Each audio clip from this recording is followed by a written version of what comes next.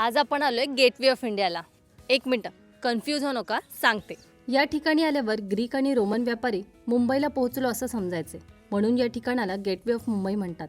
हे ठिकाण आहे भाईंदरच्या डोंगरी किल्ल्याजवळ.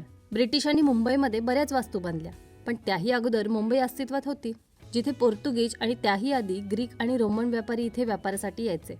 पेरिप्लस ऑफ एरिथ्रियन सी मध्ये मुंबई जवळच्या एका बंदराचा उल्लेख केलेला आहे. हे पुस्तक म्हणजे त्यावेळच्या व्यापाऱ्यांसाठी गुगल मॅपच होतं. भाईंदर ते वांद्रे हा त्यावेळचा सर्वात मोठा भूभाग होता.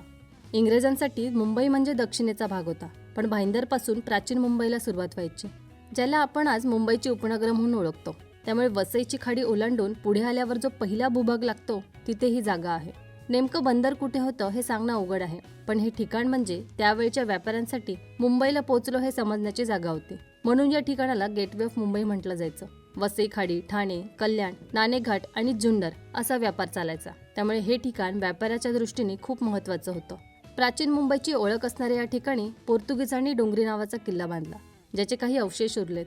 वसई मोहिमेच्या वेळेला चिमाजी अप्पांनी हा किल्ला जिंकला होता.